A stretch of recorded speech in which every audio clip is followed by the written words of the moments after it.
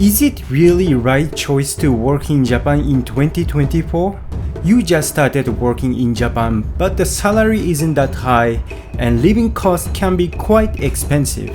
A lot of people might be wondering about these things. So in this video, I will talk about list of jobs that foreigners can get in Japan and their salaries, and then also talk about how to actually find job in Japan. Hello, this is Yasu from Japan Chips. My wife is a foreigner, and couple months ago, she had been job hunting for about 3 months, applying to 35 companies, and I was pretty shocked how difficult, or let's say not easy, foreigners finding a job in Japan. By the way, since this video contains a lot of information, I would recommend you preparing at least 3 cups of coffee or whatever you like to drink. First coffee break.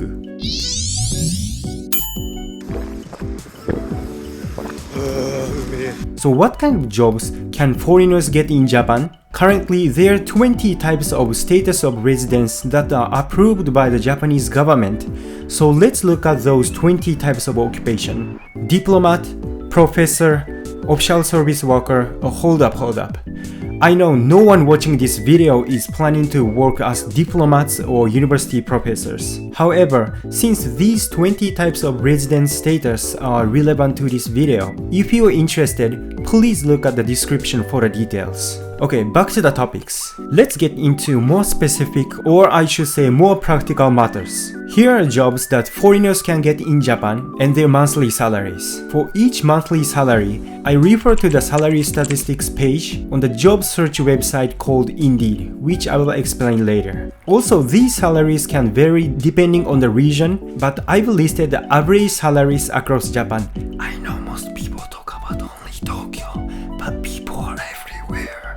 So let's start with the job that has the lowest monthly salaries. Chain restaurant staff 190,942 yen, livestock farmer 211,037 yen, convenience store staff 212,513 yen, care worker 212,830 yen, child care worker 219,535 yen, building cleaner 243,971 yen, automobile mechanician 258,345 yen, nurse 259,865 yen, fisherman 264,662 yen, garbage collector 265,820 yen, hotel receptionist 267,608 yen, metal worker 267,904 yen, agricultural farmer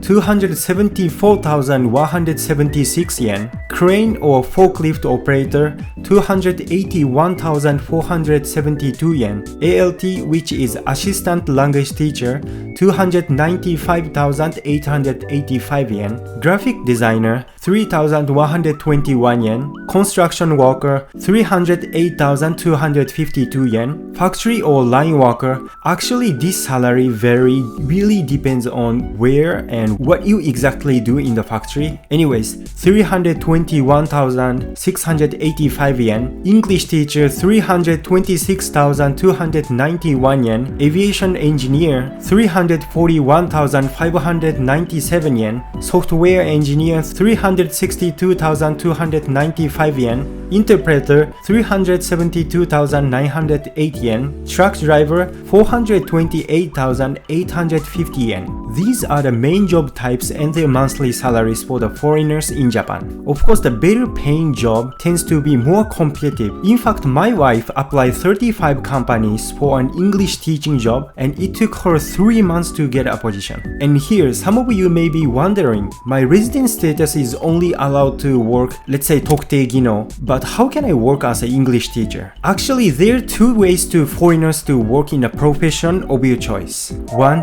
get a job that fits one of the 20 types of resident status. I know everyone knows this. The second one is obtain permanent visa, spouse visa, or a permanent resident spouse visa. How this work? If you get these types of visa, your residence cards 就労の制限の有無 part says 制限なし, so you can apply any job in Japan. So regarding how to get permanent visa, I will try to explain later. So now I'm having a second coffee break. いただきます。うまっ。Okay, next I want to talk about how you actually apply to get a job. But before that, let's go back and talk about how to obtain permanent visa. As I mentioned earlier, getting a job without any restriction is to obtain permanent visa, a spouse visa, or permanent resident spouse visa. I know many people know that a spouse visa granted when you marry a Japanese citizen. But do you know how to get permanent visa? Don't worry, I am here for you. Regarding how to obtain permanent visa, the Japanese government provides very formal guidelines. Very boring to look at. But let me make it very simple. 1. Be a good citizen. I know this sounds ridiculous, but it is actually stated on the page. The next one is having sufficient income to support yourself.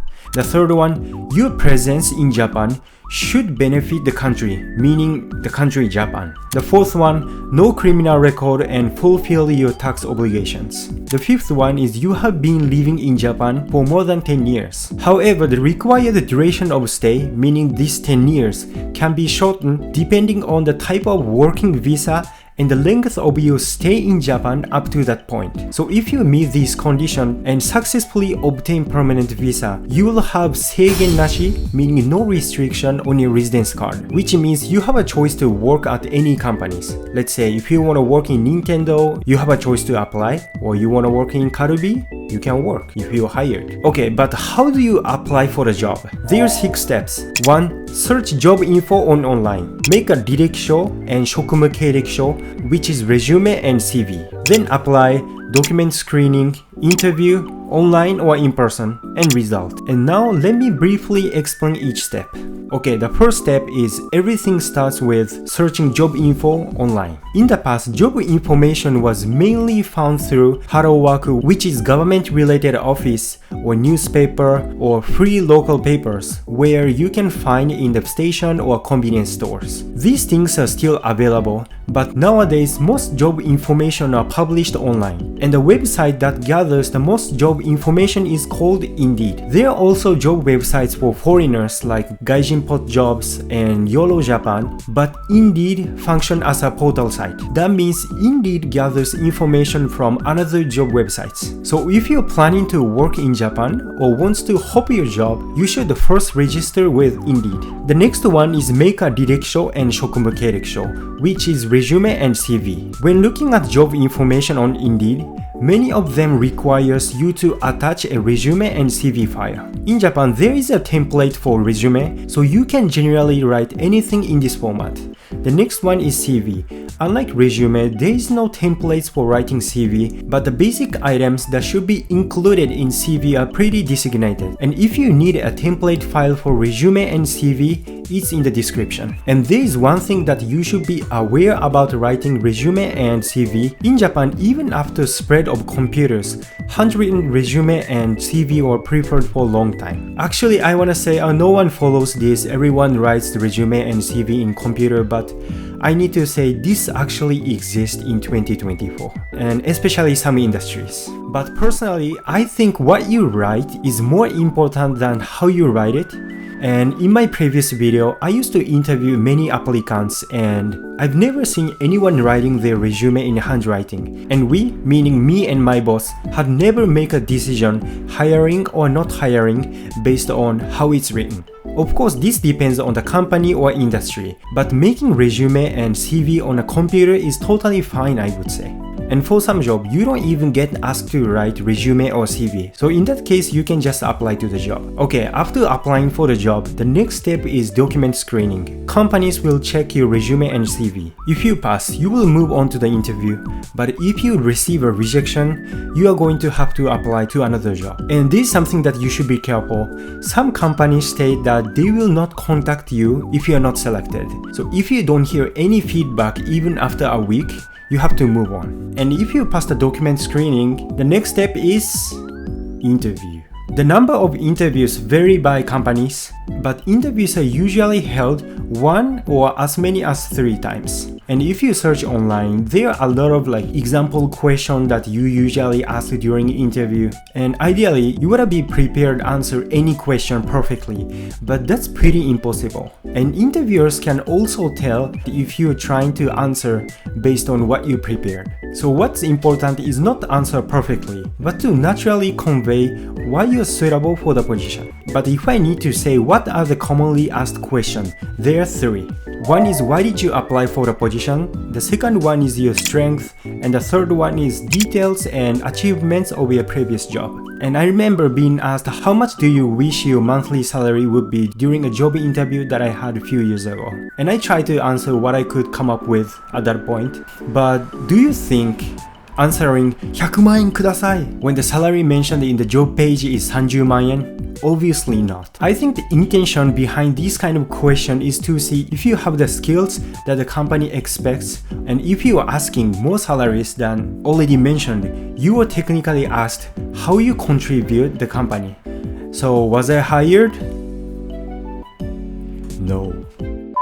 Anyways, if you are already aware that you will have multiple interviews, it usually starts from HR, then the department, and the final one is usually shacho. And after the interview, you will get a notification of acceptance or rejection. Of course, everyone wants to be accepted, but it's not uncommon to be rejected after the final interview. Alright, this is how job hunting in Japan works. And now I am having the final coffee break.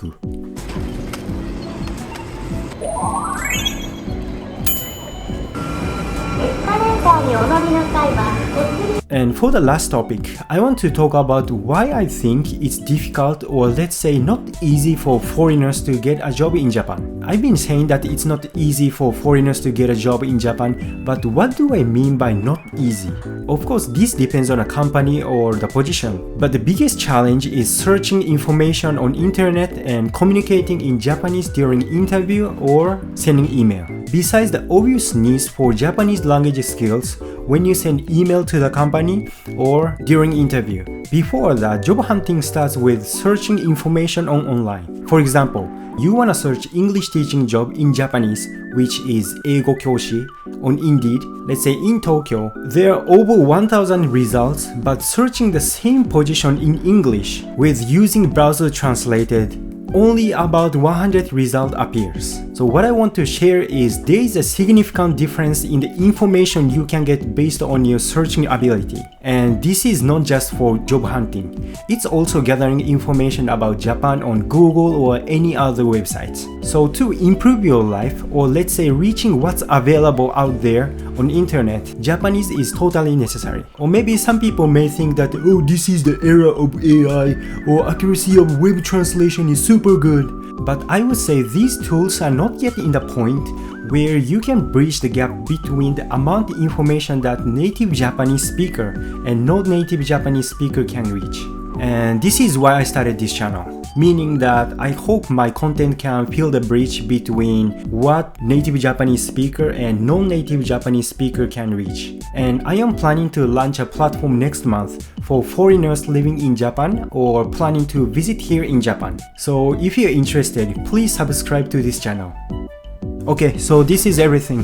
This time I explained the list of jobs that foreigners can get and their salaries, along with specific job hunting methods. And as I said, this channel, I will provide useful and practical information for foreigners living in Japan or those planning to come in Japan. If you have any question about this video, please leave a comment. Bye bye.